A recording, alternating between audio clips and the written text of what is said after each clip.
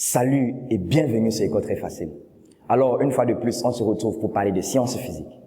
Dans les vidéos précédentes, nous avons abordé la notion de système océan. Nous avons vu qu'une les généralités pour un début. Et dans cette vidéo, on s'intéressera à traiter un exercice qui parle de la notion. Alors, sans plus tarder, intéressons-nous à l'énoncé. Exercice, la somme. On nous demande de déterminer la somme des grandeurs sinusoïdales suivantes. Alors, ces grandeurs sinusoïdales sont, en petit a, on a x1, 5 sinus wt moins pi 4 et x2, 6 sinus wt plus pi 2. Alors, voici nos deux grandeurs dont il faudra faire la somme, x1 et x2.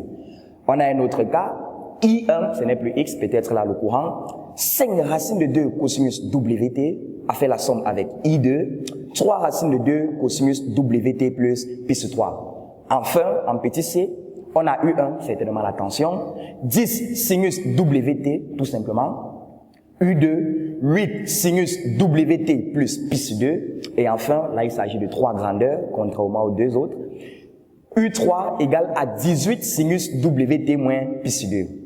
Alors, dans la correction, on s'intéressera à faire la somme de ces grandeurs ainsi proposées. Sans plus tarder, retrouvons-nous après le générique pour entamer.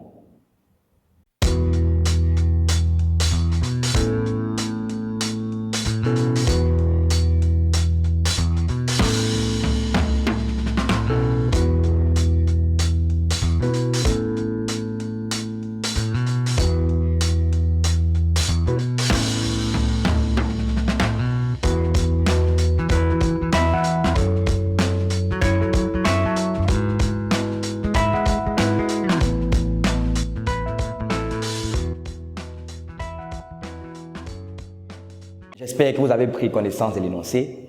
Entamons donc la solution. Solution. Alors, rappelons qu'on nous demande de déterminer la somme de deux grandeurs sinusoïdales. Alors, pour ce faire, on va utiliser la méthode de Fresnel, avec les vecteurs de Fresnel, avec le diagramme de Fresnel. Au petit a, nous avons notre première fonction sinusoïdale, parce que c'est une fonction sinusoïdale, une grandeur sinusoïdale si on veut, x1, 5 sinus wt moins pi 4. On peut bien reconnaître les parties de cette grandeur sinusoïdale. On a là l'amplitude, on l'a vu dans les vidéos précédentes. On a là la pulsation et on a là notre phase initiale qui est moins pi 4 pour cette grandeur x1. Alors il faut faire la somme de x1 à x2, définissons également tel qu'on l'a énoncé, 6 sinus wt plus pi 2. Alors, comme nous l'avons dit, on va s'y prendre par la méthode de Fresnel. Il est important de préciser par la représentation de Fresnel.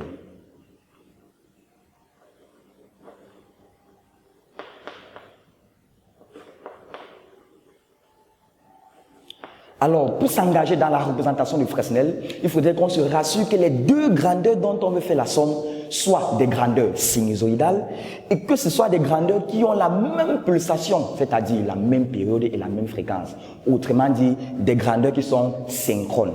Là, on peut bien se rendre compte que x1 et x2 n'ont peut-être pas la même amplitude, peut-être pas la même phase initiale, mais doivent absolument avoir la même pulsation W. Alors, il suffira de représenter x1 et de représenter x2 et de faire la somme de x1 et x2. Sans plus tarder, commençons. x1, c'est 5 sinus wt moins pi 4. Ce qui nous intéresse sur une grandeur pour la représentation de Fresnel, c'est premièrement son amplitude et ensuite sa phase initiale. Alors, la représentation de x1, on commence avec une origine. Là, je prends là comme une origine. Je représente d'abord son amplitude, qui est 5. Là, nous avons de droite horizontale comme repère. L'amplitude est 5, mais attention, la phase initiale est moins pi 4. Moins pi 4, on voit bien que l'angle est orienté. Donc, c'est-à-dire, je vais représenter un vecteur incliné d'un angle moins pi 4 par rapport à ce repère horizontal. Je vais me limiter à une longueur de 5. Nous l'avons vu dans les vidéos précédentes. Alors, moins pi 4, c'est-à-dire vers le bas. Là, et c'est un vecteur. Là, j'ai x1. x1 qui est 5, bien sûr, qui est l'amplitude de petit x1. Parce qu'il faut faire une différence entre petit x1 qui est la grandeur totale et grand x1 qui est l'amplitude de cette grandeur. Alors là, on a notre repère et bien sûr, on repère l'angle par rapport à l'horizontale, c'est une convention. On peut également repérer l'angle par rapport à la verticale. Mais ayant repéré l'angle par rapport à l'horizontale, il faut bien qu'on s'accorde, nous tous. Moins plus 4 vers le bas, c'est orienté, on peut bien se rendre compte. Moins plus 4, voilà x1 qu'on a ainsi représenté. Comme nous l'avons dit, on s'intéresse seulement à son amplitude et à la phase initiale. Et la phase initiale doit être inclinée par rapport à l'horizontale. Ensuite, voilà x1 ainsi représenté. À la fin de x1, pour notre bien il faudrait que l'on représente x2 de la même façon qu'on a représenté x1, mais à la fin de x2 pour que notre somme soit facilement effectuable. Alors, x2, on vient là, voici notre nouvelle origine là. On a 6, on a plus 2, c'est-à-dire là, on représente une nouvelle origine là. Mais sauf que notre x2 sera incliné de plus 2, c'est-à-dire de 90 degrés, c'est plus 2, donc c'est vers le haut, là. Et la longueur sera 6, légèrement supérieure, on peut se rendre compte. Là, on se rend bien compte que c'est plus 2, nous l'avons dit, les angles ici sont orientés, il faut tenir en compte le sens positif ou négatif. Là, on a donc x2. x2 qui est 6, qui n'est pas petit x2, parce que petit x2, c'est toute la grandeur. Là, partant de l'origine initiale, la première origine, on a représenté x1. À la fin de x1, pour notre bien, on a représenté x2. Maintenant, il faut faire la somme de x1 et x2. Alors, ayant représenté ainsi, c'est vrai que certaines personnes préfèrent ne pas représenter ainsi, mais ayant représenté ainsi, l'un à la fin de l'autre, la somme est tout simplement de la première origine à la toute fin. Et on se rend bien compte qu'il fallait que l'on fasse ainsi pour que notre somme soit facilement déterminable. Alors là, voici notre x1 plus x2 qu'on représente, qu'on appelle x. Alors, voici notre somme, qui n'est pas x1, qui n'est pas x2, mais la somme de x1 et x2.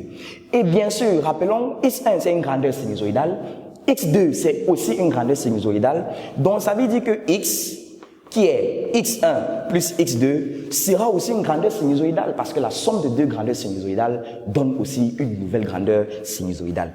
Donc, petit x aura sa nouvelle amplitude, qui n'est pas l'amplitude de x1, ni l'amplitude de x2, ni même l'amplitude de x1 plus l'amplitude de x2, mais une nouvelle amplitude qu'on déterminera. Toujours en sinus, heureusement pour nous, rappelons-nous, pour même effectuer cette somme, il faudrait que les deux soient en sinus, Petite parenthèse, si l'un était en sinus, possible, l'autre en cosinus, possiblement, il fallait absolument les ramener soit en sinus, soit en cosinus avant d'effectuer le somme, pour ne pas avoir ce genre de problème. Alors, puisque les deux sont en sinus, heureusement pour nous, même la somme avec sa nouvelle amplitude qu'on va déterminer, sinus également, WT, voilà, WT, les deux partagent la même pulsation, même également, est-ce que leur somme aura la même pulsation, et maintenant plus son phi, voilà. Donc, ça veut dire que X est incomplètement connu, c'est-à-dire, on connaît quand même que c'est une fonction sinusoïdale, on connaît également que c'est en sinus, mais ce qui nous manque de savoir, c'est son amplitude et sa phase initiale. Alors, on peut bien constater que son amplitude, c'est tout simplement sa longueur, et sa phase initiale, c'est son inclinaison par rapport à l'horizontale. Puisqu'on a décidé de voir les phases initiales depuis le début par rapport à l'horizontale, alors la phase initiale de X que je recherche sera aussi son inclinaison par rapport à l'horizontale. Alors là, voici notre phi qui est inconnue. Il sera donc question ici, pour ces cas, comme pour tous les autres cas à venir, de déterminer l'amplitude de la somme, de déterminer la phase initiale de la somme. Bien sûr, à partir des éléments x1 et x2 pour notre cas. Alors, on fait cette longueur-ci. On se rend bien compte que là, ça monte tout droit, donc c'est un angle droit là. Et bien sûr, il faut cette représentation de Fresnel pour avoir un esprit ouvert, pour nous empêcher de prendre les longs chemins et directement trouver le résultat. Alors, voici donc notre préoccupation.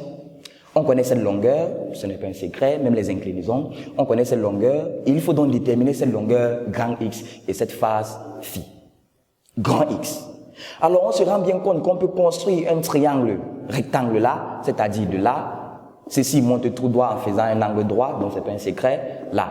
Si on considère ce triangle rectangle-ci, on se rend compte que notre X-ci, c'est l'hypoténuse. Là, on a le côté, bien sûr, par rapport à ce phi, on a le côté opposé, et là, on a le côté adjacent. Alors là, on ne dira surtout pas que grand X égale à grand X1 plus grand X2. Non.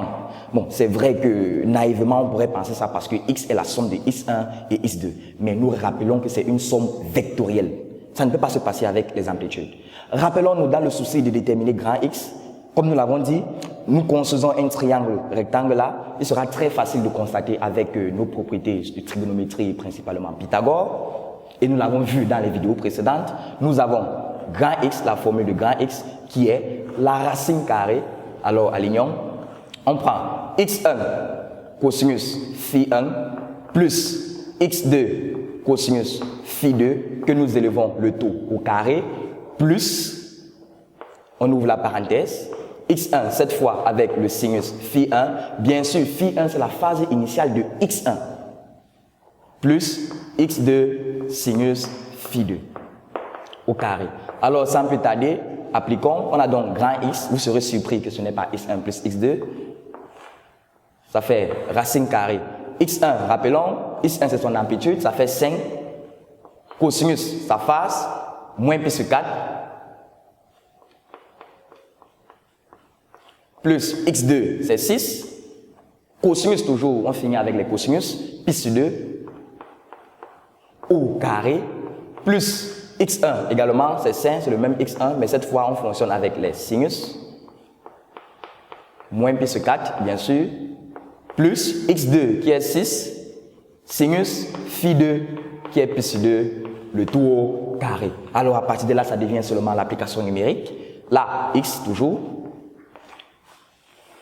Nous rappelons, on a là cosinus moins pi sur 4, on connaît tous, c'est encore cosinus pi sur 4 qui correspond à racine de 2 sur 2. Donc on aura 5 racines de 2 sur 2. Cosinus pi sur 2, c'est 0, ce n'est pas un secret, plus 0 si on veut, allons-y doucement, au carré, plus, on ouvre la parenthèse, sinus moins pi sur 4, vous pourrez constater c'est moins racine de 2 sur 2. Donc ça fait moins 5 racine de 2 sur 2. Et sinus pi sur 2, c'est 1, on aura là plus 6 au carré. À partir de là, il suffira tout simplement de faire cette application. Allons encore une dernière étape et il sera question pour vous de finir par la suite, si vous voulez. On aura racine carrée, 5 racine de 2 sur 2 au carré, ça va faire 25 fois 2 sur 4, on se comprend bien. Et là, 6 moins 5 racine de 2 sur 2 au carré, ça va faire les propriétés des identités au macabre, a carré moins 2 a b plus b au carré. B au carré, ça fait 25 fois 2, le tout sur 4. Alors, et là, vous pouvez continuer et faire l'application numérique. Bref, toujours est-il que ce qui est important, ce qui est intéressant de savoir, c'est que quand il s'agira de faire la représentation de Fresnel, bien sûr, pour que ce soit possible, il faudrait d'abord que toutes les conditions soient réunies. Enlevons de notre tête qu'il suffira de faire x égale à x1 plus x2. Non, il faudra appliquer dans tous les cas, parce que ça marche, que ce soit 2 fonctions, que ce soit 3 fonctions, d'appliquer cette formule pour déterminer l'amplitude. Alors, l'amplitude de x n'est plus inconnue. On l'a déterminé bien que ça pourrait s'apparenter bizarrement, mais on a désormais grand X. Il nous manque donc de déterminer phi. Comment faire donc pour déterminer ce phi? Alors, c'est simple, nous avons également la formule de phi. Rappelez-vous, nous avons phi, qui est la phase initiale de toute la somme. C'est tangente moins 1. On a x1 sinus phi 1, c'est la formule, rappelez-vous, plus, on commence avec les sinus cette fois et on élève rien au carré, x2 sinus phi 2, on refait la même chose mais avec les cosinus. x1 cosinus phi 1 plus x2 cosinus phi 2. Alors, par application numérique, on continue encore une étape et vous continuerez à la maison. Tangente moins 1.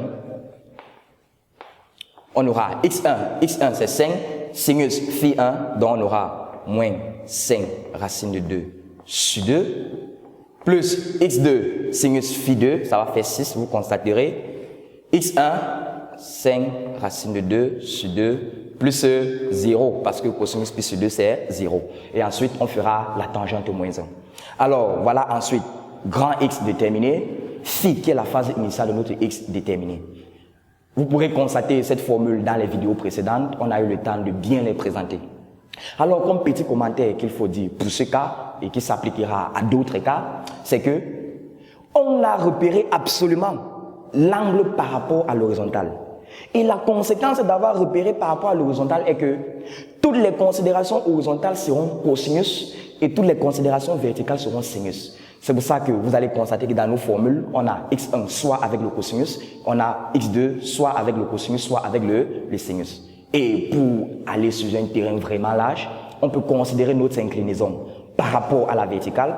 Mais sauf qu'en considérant l'inclinaison par rapport à la verticale, c'est possible parce que le but de Fresnel, c'est de représenter un vecteur. Un vecteur qui est incliné et qui pourra rendre compte.